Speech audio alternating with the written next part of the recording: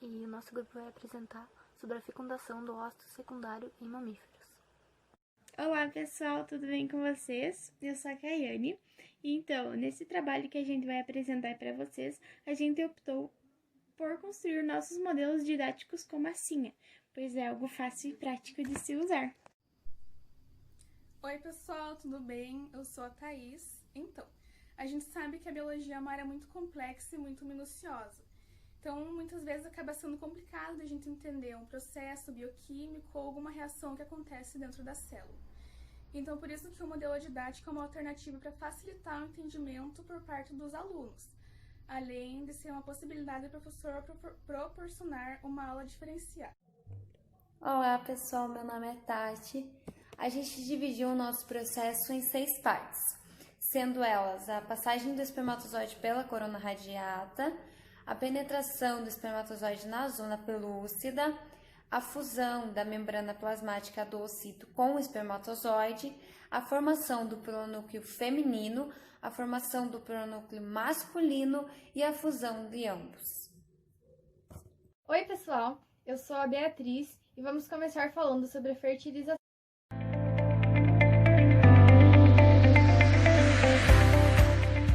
Então, a fertilização se dá com o encontro de gametas feminino e masculino, sendo o gameta feminino o ovócito secundário e o gameta masculino o espermatozoide. Por que a gente chama de ovócito secundário e não óvulo?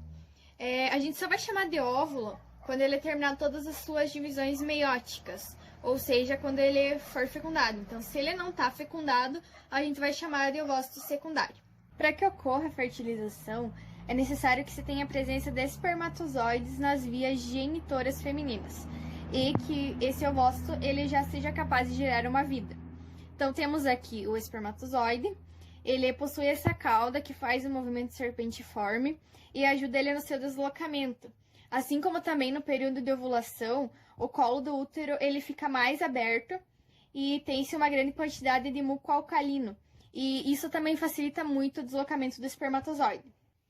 Aqui a gente tem o ovócito secundário, ele é liberado no processo de ovocitação na gônada feminina, ou seja, no ovário, e ele vai ser capturado pela tuba uterina e ele vai ficar numa região medial dessa tuba chamada de ampola, onde vai acontecer a fertilização.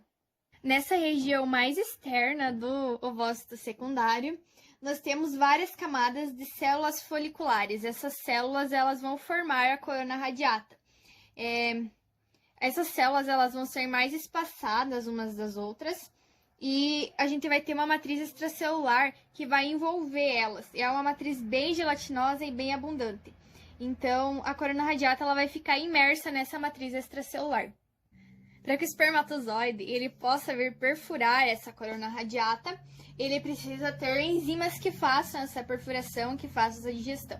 Então, quando ele se liga aqui na corona radiata, ele libera enzimas chamadas hialuronidases, que fazem a quebra, que fazem a ruptura dessa corona radiata.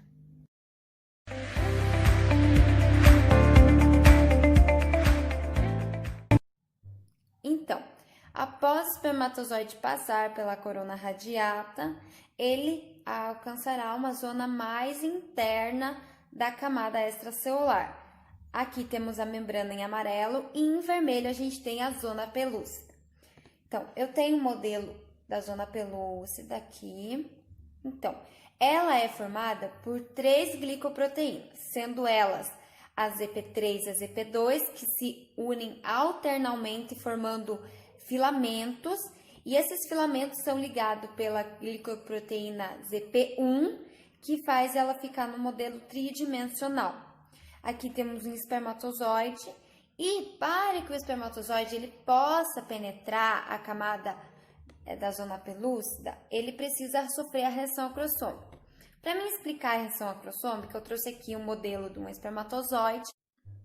Bom, temos aqui a estrutura do espermatozoide, temos o núcleo condensado, o acrossoma anterior, o acrossoma posterior em um rosa mais claro, o capuz envolto, que seria a membrana plasmática, a parte intermediária com as mitocôndrias, que serão a fonte de energia para que o flagelo faça seu movimento e consiga chegar até o ósseo. Quando a parte do capuz se ligar com o ZP1 da zona pelúcida, porinhos de cálcio, ele fará uma ativação que fará com que a membrana plasmática se una com o acrossoma anterior e formem vesículas por onde sairá o coquetel de enzimas. Essas enzimas são a proteolítica acrosina, a esterases e a neuraminases, que romperão toda a estrutura e os componentes da zona pelúcida, abrindo a passagem para que o espermatozoide consiga chegar até a membrana plasmática.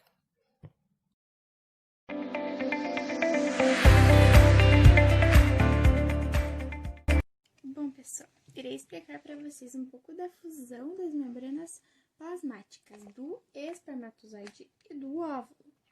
Então, o acrossoma do espermatozoide, que eu representei aqui em vermelho, essa parte em vermelho aqui, contém enzima lise, que a gente conhece como quebra-D. Nesse caso, ela irá ajudar o espermatozoide a quebrar essas paredes aqui, para que ele consiga chegar até o citoplasma com o material genético, para que assim aconteça a fecundação. Quando a membrana do espermatozoide e do óvulo se fundirem, a cabeça e a cauda do espermatozoide penetram no citoplasma do ovócito e as membranas plasmáticas ficam retidas na superfície. Depois da entrada de um espermatozoide dentro do ovócito, aqui no citoplasma, a entrada de outros espermatozoides será impedida, o processo que a gente chama de poliespermia, pois isso levaria a um desenvolvimento anormal. Existem dois tipos de bloqueios da poliespermia, um é o bloqueio rápido e um é o bloqueio lento. No bloqueio rápido, acontece a despolarização da membrana do ovócito, aonde após a fusão do espermatozoide com o ovócito, o potencial da membrana do ócito fica positiva e possui curta duração. Já no bloqueio lento, acontece a reação cortical ou reação da zona, como é chamado também. Acontece após a liberação do conteúdo das glândulas corticais. Esses grânulos possuem enzimas que alteram a ZP, causando o endurecimento e modificações químicas, impedindo a ligação de outros espermatozoides.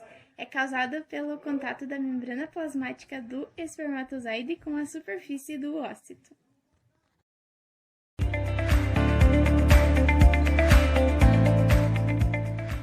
Após a entrada do gameta masculino no gameta feminino e a fusão das membranas plasmáticas de ambos, o ovócito secundário que foi lançado no momento da ovulação e para no processo de metáfase 2, ele vai concluir a sua segunda divisão meiótica, o que vai ocasionar sua maturação e originar um segundo glóbulo polar. Com a maturação desse ovócito, os seus cromossomos eles vão se descondensar, o que vai originar o que a gente vai chamar de pronúcleo feminino.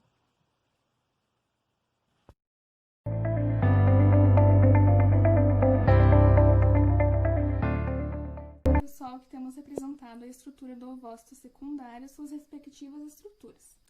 A coroa radiata, a zona pelúcida e o citoplasma. E esses são os dois pronúcleos, masculino e feminino.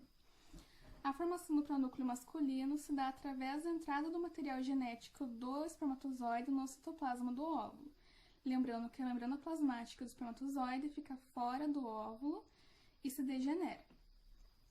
A partir daí, o material genético do espermatozoide vai se multiplicar e vai se fundir juntamente com o pronúcleo feminino, através da ruptura das suas membranas, e vai ocorrer a formação do zigoto, uma célula totipotente e diploide. A partir daí, os cromossomos do zigoto vão formar o fuso de clivagem para as sucessivas divisões do zigoto.